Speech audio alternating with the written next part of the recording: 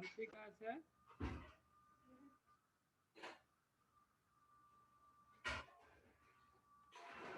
Mark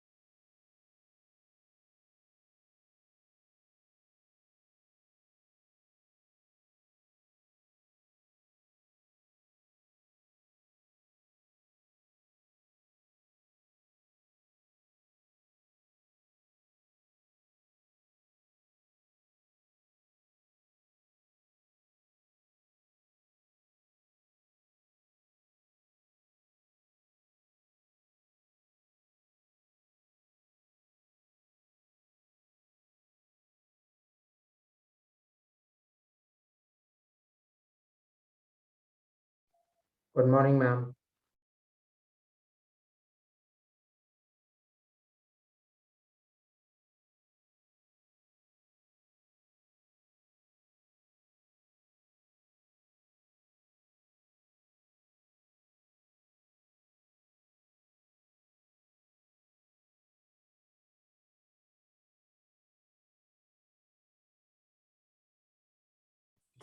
Yes, Keshav, good morning.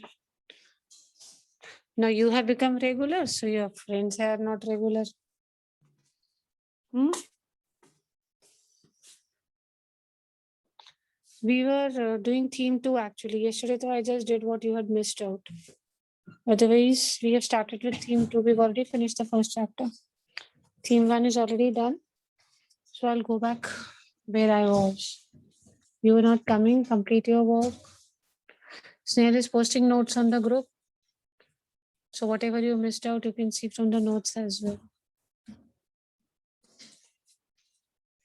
We've completed this chapter, beta. If you have any confusions in any of the topics, you let me know. I'll take it with you. This also we had done epilogue. We had started with cities, this writing in city life. We've already started this. Now, how to tell you, you missed out most of the part, my child. Mesopotamia geography we have done. Significance of urbanism is what we need to start. Urbanism means what, Kishore?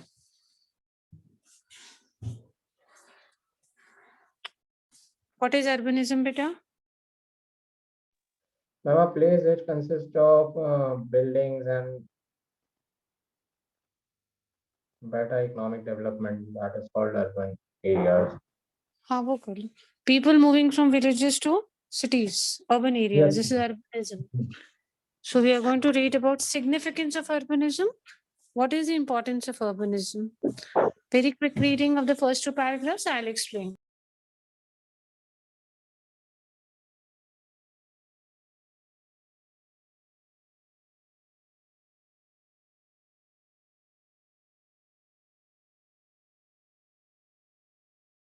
Read quickly about urbanism.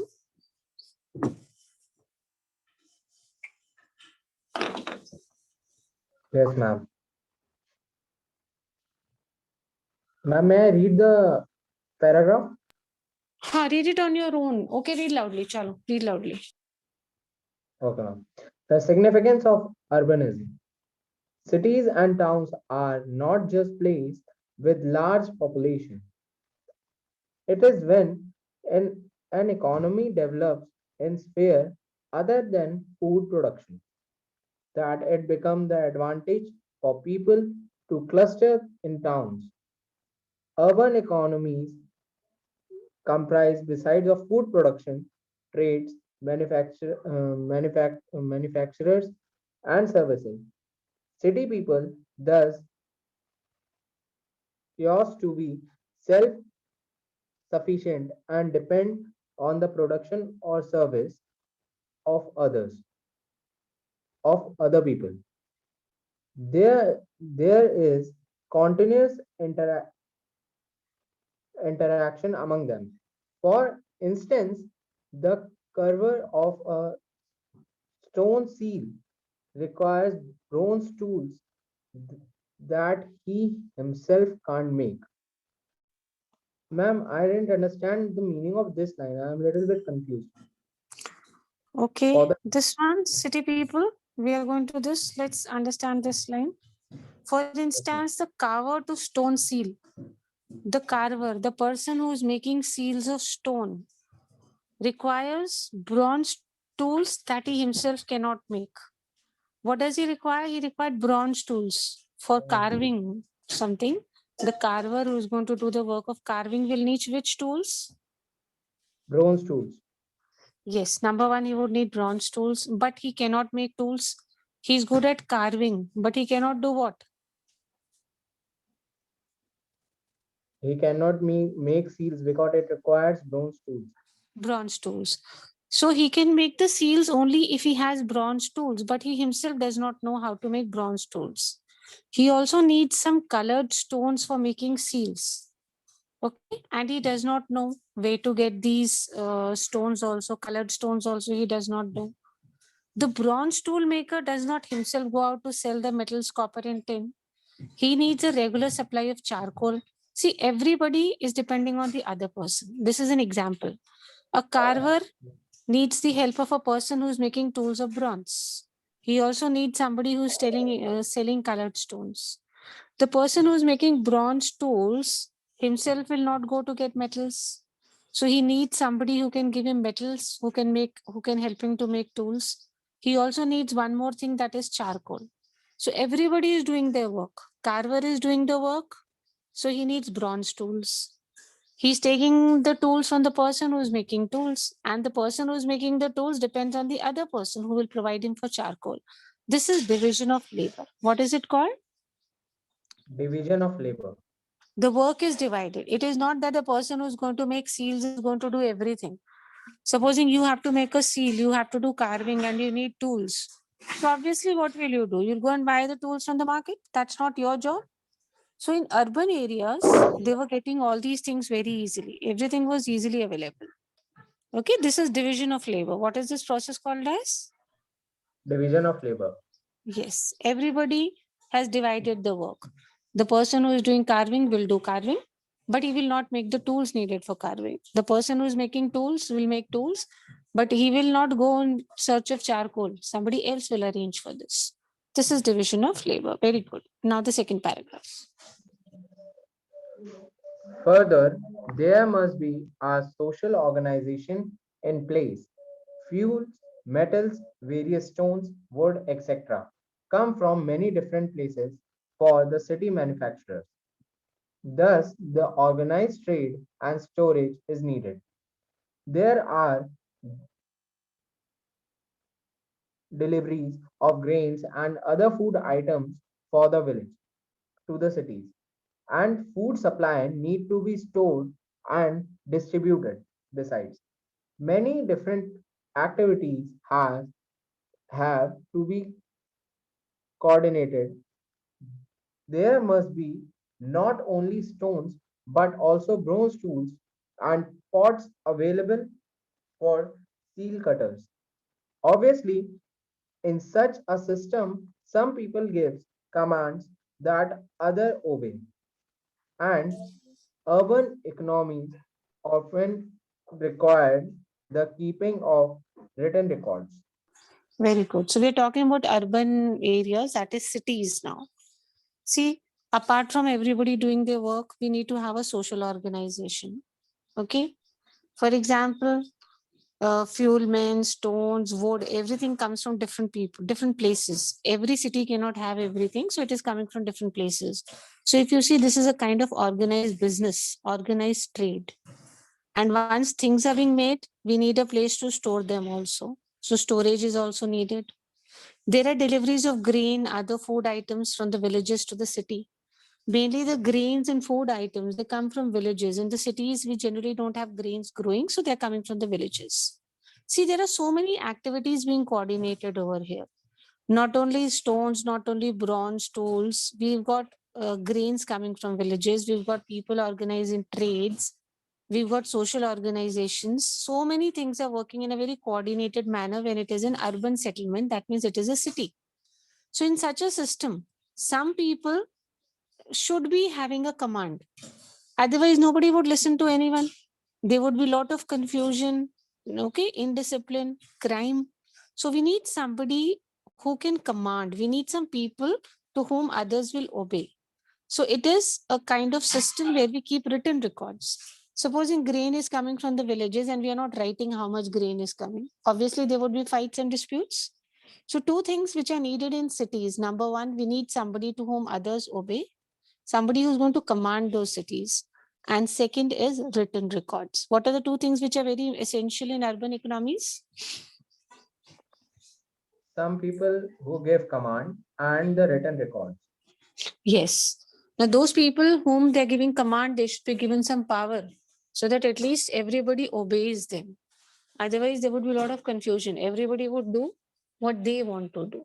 They will not listen to anybody. So we need to have this.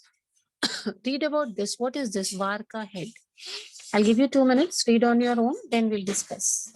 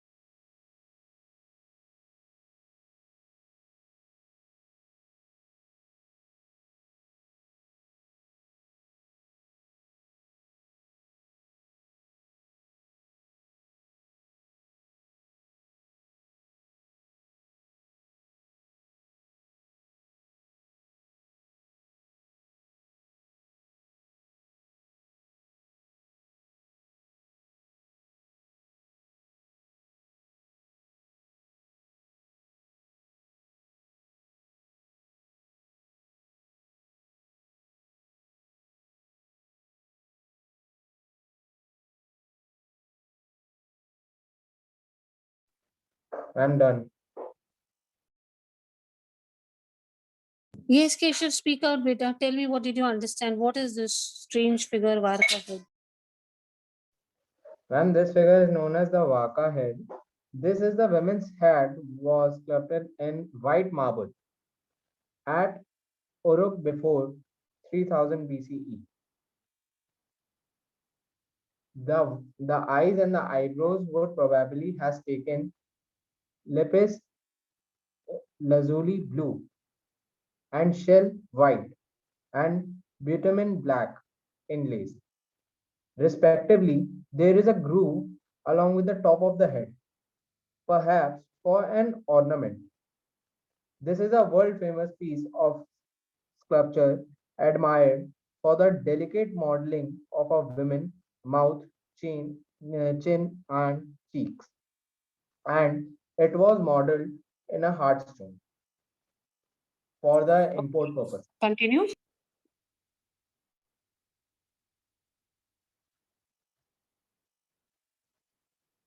So did you understand what is this, Varka head? Yes, ma'am. Which marble was it sculpted in? Which color marble? Ma'am, in white marble. Yes. What does the word lazuli color? Which color does the word lapis lazuli mean? Blue. Yes. And bitumen is a kind of coal with which they must have used to make it black. So can you see Yes. grooves on the head? Why were these grooves left? For wearing what? For wearing Ma'am, ornaments. ornament. Yes. So this is very much admired. This is a hard stone sculpture, a very primitive one. What head is it called? The Varka Vaka head. head. Now you will read. I'll give you 2 minutes. Just read these two paragraphs, movements of goods into cities, and we'll discuss. Network issues are always.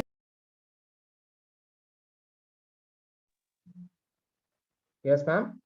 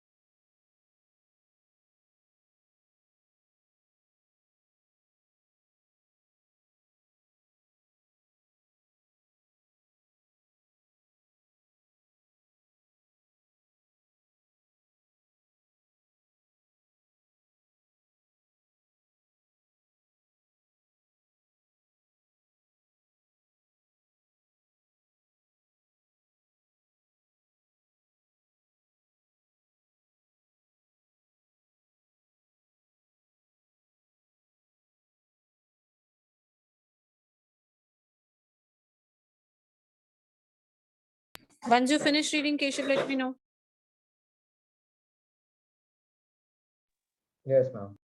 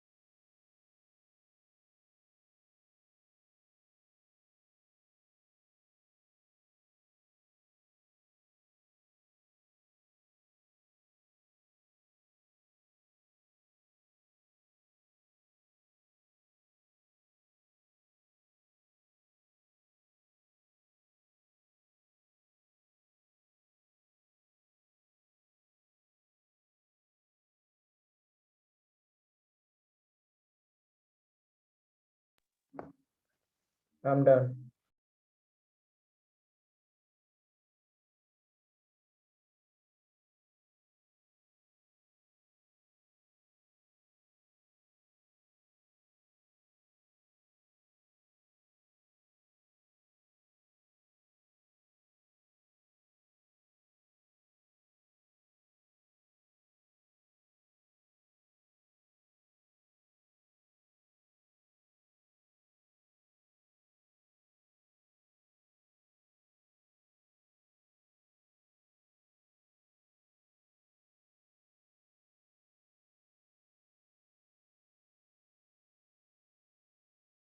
Finish reading, beta.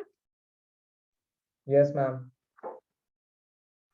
Chalo, tell. What did you read? Ma'am, in this paragraph,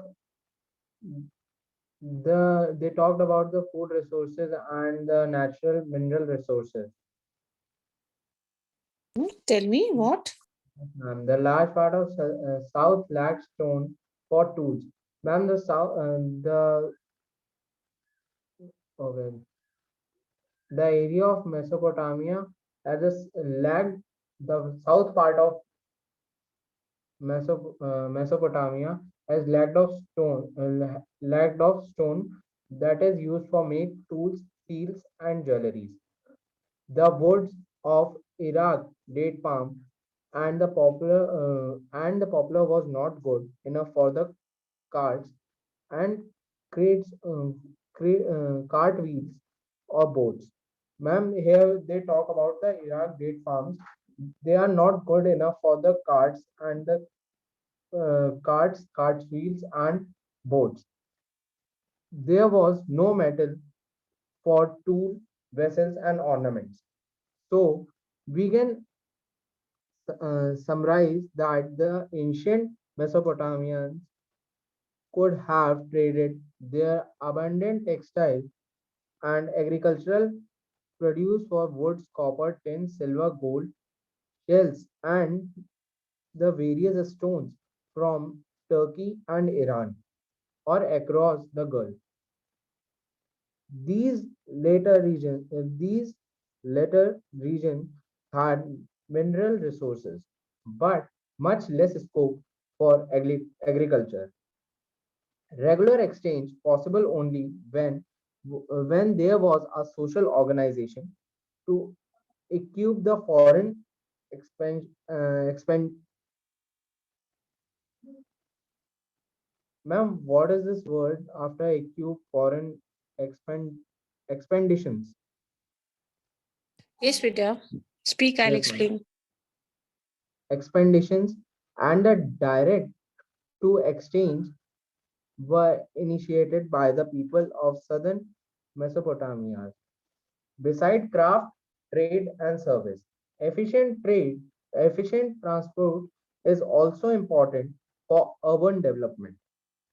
If it is, it takes too much time or too much animal feeds to carry grain and charcoal into cities on park animals and bullock carts, the city economy will not be visible viable. The cheapest mode of transportation is everywhere over water, riverboat, and baggages load with the snack of grain, with the sacks of grain are propelled by the current of river and wind. But when animal transport goods, they need to be feeded. The canal of natural channels of ancient Mesopotamia were in fact routes of the good transportation between the large and small settlements. And in the account on the city of Mary later in the chapter, the importance of ma'am, what is this word in last line? The first word in last line.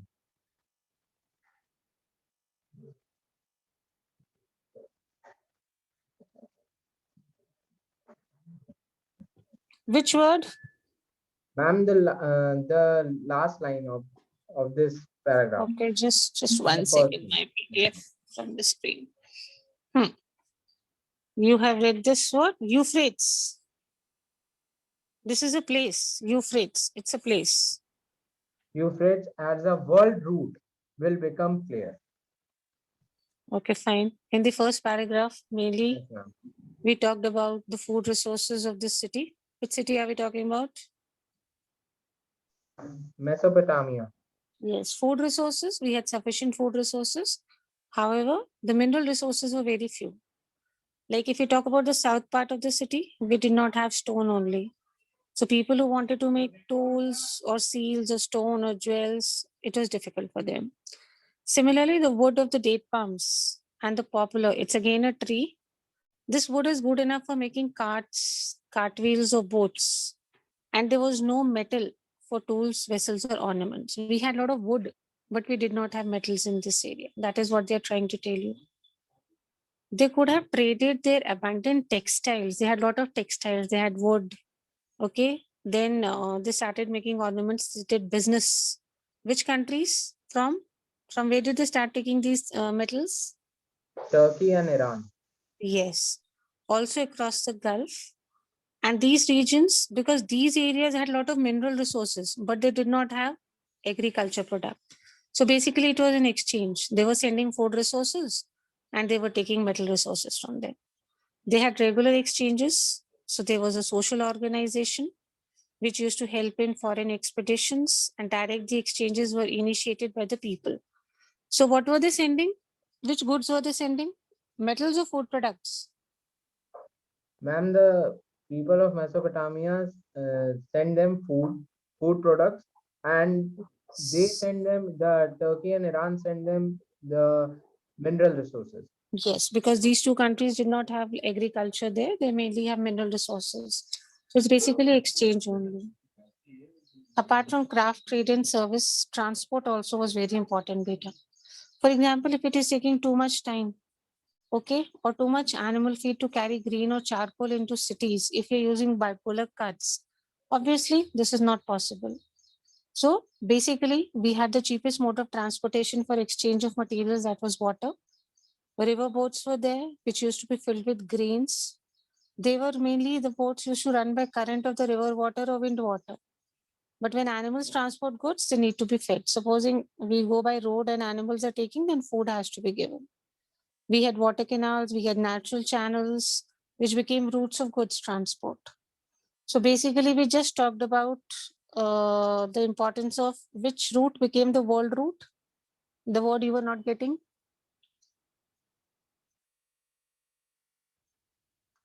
Euphrates. Please pronounce it. Euphrates. Yes, most of the exchange was taking place this route. So this route is known as the world route. Now I'll scroll down. I'll show you the next two paragraphs. You read the next two paragraphs.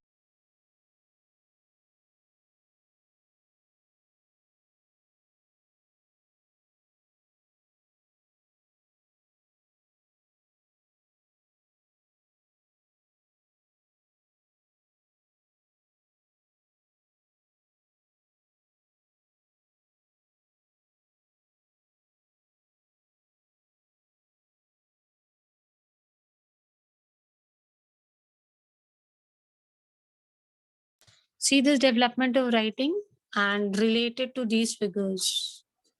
Okay, we'll discuss about it. Yes, ma'am. I don't think your friends are going to turn up in the last class. They'll not come now, they'll never come in the last class.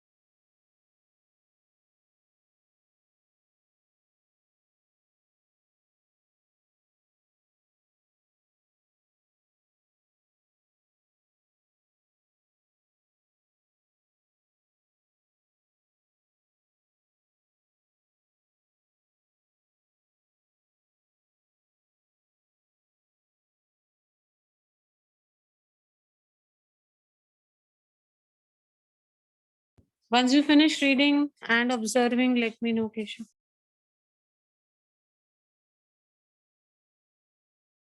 Yes, ma'am.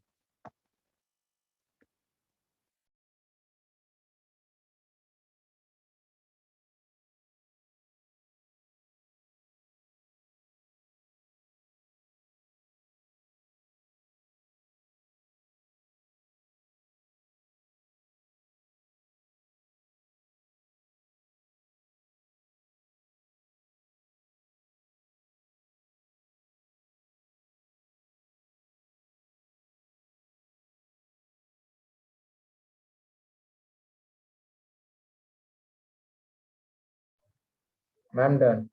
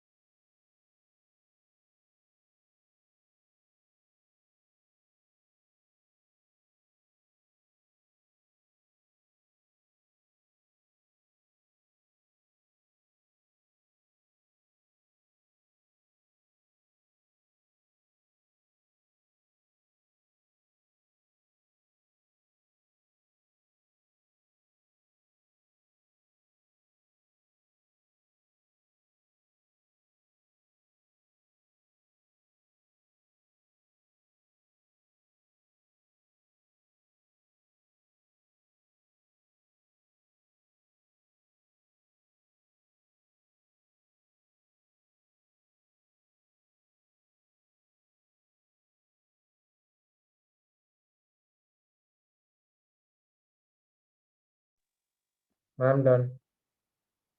Very good, Keshav. Last topic to be done in this class. Tell me, what did you read? Ma'am, here we talk about the development of writing. All the society has a language of the certain spoken sound convey some meaning. This is a verbal communication written to a verbal communication, but in a different way. When we talk about the written scripts, we mean the spoken sound represent the visible sign. The first Mesopotamian tablet written around 3200 BCE contained the picture like signs of number of uh, signs and numbers. These were about 5,000 lists of oxen, fishes, bread, loaves, etc. List of goods that were bought into or distributed from the temple of Uruk, a city in the south, clearly written begin when the society needs to keep the record of transaction because in the city live transaction occurred at the different time and involved many people and a variety of goods. Ma'am, here we talk about the scripts that were used by Mesopotamians. Yes, ma'am. Very good. Earlier, we talked about their trade and business, and now we're talking about the script that they used to use. Could you understand a bit Yes, about these figures? yes, ma'am.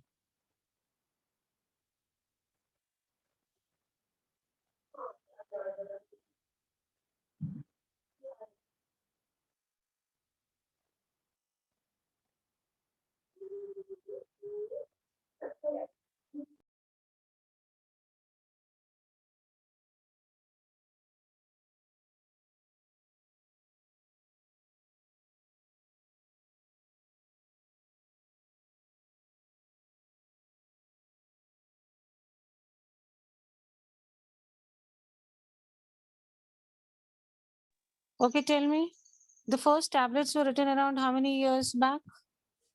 I'm 3200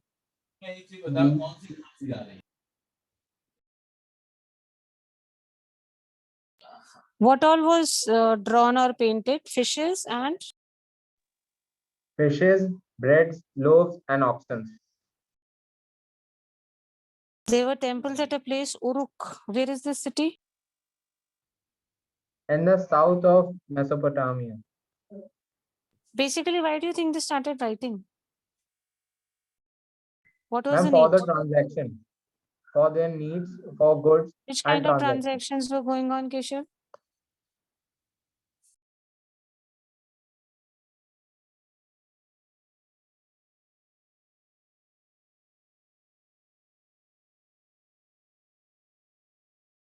Okay, see this clay tablet now. I'm giving you 2 minutes. Go through this tablet. See what is written on both sides. Try and understand.